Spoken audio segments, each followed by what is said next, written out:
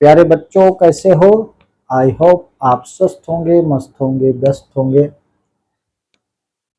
मैं कक्षा 10वीं गणित में पहुंच गया हूं, अब लौट करके अध्याय 5 में। मैंने आपको त्रिकोणमिति, चूंकि एक अलग प्रकार से गणित थी जिसका पहली बार आपका सामना हो रहा था, तो उस त्रिकोणमिति के बारे में मैंने आपको समझाने का प्रयास किया। तो त्रिकोणमिति, अनुपात और कुछ सर्वसमीकरण के बारे में मैंने आपको बताया। अभी त्रिकोणमिति से संबंधित ऊंचाई और दूरी के प्रश्न बाकी हैं, वो 9 अध्याय में है, वहां पर मैं नहीं गया। इसके पहले मैंने सोचा कि मैं अध्याय 5 से बात को उठाऊं, क्योंकि पूरा हमें करना है, सभी बातें रखनी है। तो चूंकि कुछ बच्चे ऐसे थे, बच्चों का कहना था सर त्रिकोणमिति समझा दीजिए, मैंने त्रिकोणमिति वहां पर समझाया। अब मैं फिर से पहुंच गया अध्याय 5 पर, पीछे 8 के पीछे मैंने चला आया। तो यहाँ अध्याय 5 में समांतर श्रेणियां हैं। मैंने आपसे कई बार कहा कि नाम में ही परिभाषा छिपी रहती है, अर्थ छिपा रहता है, मतलब छिपा रहता है। तो इस अध्याय में क्या है? समांतर श्रेणियां। समांतर का अगर हम संधि विच्छेद करें तो उसका मतलब है समान धन अंतर। श्रेणी एक श्रृंखला है, एक सीरीज है, एक कड़ी है। तो श्रेणी काहे की? यहाँ संख्याओं की श्रेणी, संख्याओं की कड़ियां, ठीक है। तो समांतर श्रेणी क्या है? संख्याओं की ऐसी श्रेणी जिसमें समान अंतर हो। परिभाषा में लिखा है समांतर श्रेणी संख्याओं की एक ऐसी सूची है, एक सूची है संख्याओं की, ठीक है, जिसमें प्रत्येक पद, पहले पद को छोड़ करके, पहले पद के अतिरिक्त, तो समांतर श्रेणी संख्याओं की ऐसी सूची है जिसमें प्रत्येक पद, यानी प्रत्येक पद में पहले पद को छोड़ करके अपने पद में एक निश्चित संख्या जोड़ने पर प्राप्त होता है, ठीक है, प्राप्त होती है। ये एक सूची है, ठीक है, प्राप्त होती है। अब इसको समझ लें, ये जो संख्याओं की सूची है, ये संख्याओं की जो श्रेणी है, इन संख्याओं की एक विशेषता है, और वो विशेषता ये है कि हर अगली संख्या पिछली संख्या से एक अधिक है। अगर पहले को छोड़ दिया जाए तो दूसरा जो पद है उसमें एक निश्चित संख्या एक जुड़ी है, तो पहले में ये पहला पद हो गया। अब इसी में अगर हम एक और जोड़ दें तो आपका ये दूसरा पद प्राप्त हो। अब इसी दूसरे पद में हम एक और एक जोड़ दें तो ये तीसरा पद प्राप्त हुआ। इसी 3 में अगर एक हम और जोड़ दें तो ये चौथा पद प्राप्त हो गया। तो इस संख्या की क्या विशेषता है? हर एक अगली संख्या एक निश्चित संख्या को जोड़ने पर प्राप्त होती है, वो निश्चित संख्या एक है। समझ ले, एक में एक जोड़े तो 2 हुआ, 2 में एक जोड़े तो 3 हुआ, 3 में एक जोड़े तो 4 हुआ, 4 में एक जोड़े तो 5 हुआ। ये एक एक निश्चित संख्या है जो हर पिछली संख्या में जोड़ने पर अगली संख्या प्राप्त होती है। समांतर श्रेणी में उसी निश्चित संख्या को सार अंतर कहते हैं। जो निश्चित संख्या है उसको हम कहते हैं, निश्चित संख्या ही सार अंतर है। निश्चित संख्या क्या है? सार अंतर है, जिसको हम कॉमन डिफरेंस इंग्लिश में कहते हैं, कॉमन डिफरेंस कहते हैं। उसको हम डी से डिनोट करते हैं, प्रदर्शित करते हैं। डी क्या है? कॉमन डिफरेंस, सार्व अंतर आपके हिंदी में कहते हैं। तो यहाँ पर डी क्या है? 1 है। वो जो निश्चित संख्या है इस संख्या की श्रेणी में, सूची में, वो निश्चित संख्या 1 है। डी क्या है? कॉमन डिफरेंस, सार्व अंतर। और समांतर श्रेणी को इंग्लिश में क्या कहते हैं? अरिथमेटिक प्रोग्रेशन, यानी कि एपी, ठीक है। अरिथमेटिक प्रोग्रेशन का हिंदी रूपांतरण है समांतर श्रेणी। तो मुझे लगता है आप समझ गए होंगे। समांतर श्रेणी संख्याओं की एक ऐसी सूची है जिसमें प्रत्येक पद में, पहले पद को छोड़कर प्रत्येक पद में अपने पद में एक निश्चित संख्या जोड़ने पर प्राप्त होती है। मुझे लगता है आप समझ गए होंगे। मैंने एक उदाहरण से समझाने का प्रयास किया। एक में एक जोड़े तो दो हुआ, दो में एक जोड़े तो तीन हुआ, तीन में एक जोड़े तो चार हुआ, चार में एक जोड़े। इन संख्याओं के बीच एक का अंतर है, सार्व अंतर। ठीक है, कॉमन डिफरेंस। जो सार्व अंतर माने जो तमाम अंतर है। तीन में दो घटाएंगे तो एक आएगा, तीन और दो के बीच में एक का अंतर है, चार और तीन के बीच में एक का अंतर है, इसलिए सार्व अंतर हो। बात समझ में आई। अब ये जो सार्व अंतर है ये धनात्मक भी हो सकता है, ऋणात्मक भी हो सकता है और शून्य भी हो सकता है। जैसे उदाहरण देखें, अब यहाँ डी जो है, अभी जो मैंने लिखा 2 4 6 8, अब देखें यहाँ जो डी है वो डी क्या है, 2 है। 4 में 2 गया 2, 6 में 4 गया 2, 8 में 6 गया 2। तो कॉमन डिफरेंस हम कैसे फाइंड करते हैं, अगली संख्या में पिछली संख्या को घटा दे। तो यहाँ ये धनात्मक है। मैं आपको समझा रहा हूं कि कॉमन डिफरेंस यानी कि सार्व अंतर धनात्मक हो सकता है, ऋणात्मक हो सकता है। कैसे, 9 6 3 ये, ठीक है। अब 6 में 9 घटेगा, ये दूसरा उदाहरण है, डॉट डॉट। 6 में 9 घटेगा तो यहाँ डी आएगा ऋण 3, 3 में 6 घटेगा तो यहाँ ऋण 3 आएगा। तो ये ऋणात्मक सार्व अंतर हो गया। क्या हो गया, ऋणात्मक सार्व अंतर, ऋणात्मक कॉमन डिफरेंस, ऋणात्मक डी।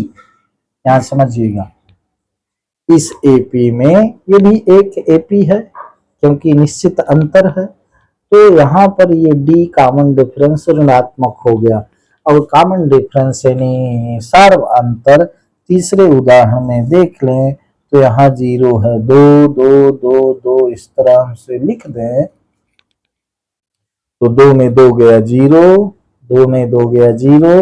तो 0 भी, ऋणात्मक भी, धनात्मक भी। सार्व अंतर तीनों तरह का हो सकता है, धनात्मक भी हो सकता है, ऋणात्मक भी हो सकता है और 0 भी हो सकता है। आप समझ गए होंगे। अब आइए इसको दूसरे प्रकार से समझते हैं। एपी, तो मान लो ये उदाहरण से हम समझें तो उदाहरण दिया है 1 2 3 4 5 6 डॉट डॉट डॉट, ठीक है। अब इसमें ये जो पहला पद है इसको हम ए मानते हैं, ए कहें, A1 कहें।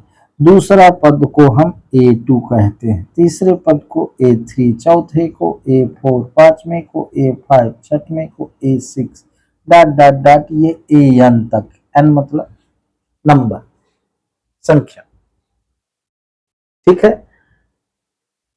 तो चूंकि पहली पद को छोड़कर अगला जो पद होता है पहले पद में ही डी को जोड़ने से प्राप्त होता है, इसलिए जो जनरल फॉर्म हुआ एपी का, तो पहला पद ए, दूसरा पद चूंकि ए में ही एक निश्चित संख्या कॉमन डिफरेंस जोड़ते हैं तो दूसरा हो गया ए प्लस डी, और तीसरा हो गया ए प्लस 2डी, और चौथा हो गया ए प्लस 3डी। इसको थोड़ा सा समझिएगा, ये कहां से आया, ये जनरल फॉर्म है किसका, एपी का, ठीक है। सामान्य रूप है ये एपी का। कैसे, मान लेते हैं कि पहला पद किसी एपी का ए, ठीक है। अब वो निश्चित संख्या सार्व अंतर डी है, और निश्चित संख्या क्या है, वो सार्व अंतर क्या है, यानी कि डी क्या, जिसको हम डी से डिनोट करते हैं। तो सार्व अंतर मान लो इसका क्या है, सार्व अंतर इसका है डी। तो पहला पद हो गया ए। अब पहले पद में ही अब ये दूसरा पद हो जाएगा वाला, जिसको हम A2 कहेंगे। तो इसको हम A में ही D जोड़ दिए, फिर तीसरा पद में फिर हम D जोड़ दें, दूसरा पद A प्लस D था, तीसरा पद में A प्लस D में फिर हम D जोड़ दिए, चौथा पद में A plus D plus D plus D। ये समझिएगा, पहला पद था A, दूसरा पद हुआ A में हमने वो निश्चित संख्या D जोड़ दी, तीसरा पद हुआ कि दूसरे पद में हमने D जोड़ दिया, चौथा पद हुआ कि तीसरे पद में हमने ये D जोड़ दी। तो कुल मिला के ये A1 हो गया A, और A2 हो गया A प्लस D, और A3 हो गया A प्लस 2D। अब ये समझिएगा, A प्लस D को हम 2D लिख सकते हैं, और ये चौथा पद हो गया, ये 3D है, A है, तो A प्लस 3D। यहाँ समझने की क्या बात है, समझने की बात है कि जिस पद की हम बात करें, जिस नंबर की हम बात करें, जिस नंबर के पद की बात करें, उसका जनरल फॉर्म हम ऐसे लिख सकते हैं। ये आपके समझ में आया होगा, और मैं समझाने का प्रयास कर रहा हूं। जैसे अगर कहा जाए कि किसी एपी का 9वां पद, यानी A9, किसी एपी का 9वां पद, तो 9वां पद को हम लिखेंगे A प्लस 8D। ध्यान देंगे, इससे एक कम। ठीक है, 9वां पद को जनरल फॉर्म में क्या लिखेंगे, A प्लस 8D। ठीक है, मैं वही समझाने का। कहा जाए 5वां पद, किसी एपी के 5वें पद को जनरल फॉर्म में क्या लिखेंगे, तो ये A प्लस 4D हो जाएगा। अब इसको आप समझने का प्रयास करिएगा। जिस नंबर के पद की हम बात करें, तो यहाँ D में एक कम कर देते हैं। जैसे ये 5 है तो ये 4D, तो A5 क्या हुआ, A प्लस 4D। ऐसा क्यों, क्योंकि A प्रथम पद है, उसको नहीं जोड़ते। तो 5वें पद की बात करें तो A प्लस 4D, 6वें पद की बात करें A6, 6वें पद की बात करें तो A plus 5D। General form में हम इस प्रकार से लिखते हैं, सामान्य रूप में हम इस प्रकार से लिखते हैं। ठीक है, तो आइए आगे बात करते हैं। अब आपका जो प्रश्नावली 5.1 है, उसमें क्या कहा गया, उसमें पूछा गया है कि एपी है कि नहीं। तो अब देखिए, किसी भी एपी के प्रथम पद को A1 या A, दूसरे को A2, A3, A4, A5 dot dot AN तक लिखते हैं। अब इसको हम जनरल फॉर्म में कहें तो ये हो गया A, और A2 को हम A प्लस D लिखते हैं। इसको हम ऐसा लिख दे तो आपको समझ में आएगा। A1 को क्या कहेंगे A, A2 को हम क्या कहेंगे A प्लस D। ये मैं आपको जनरल फॉर्म समझा रहा हूँ।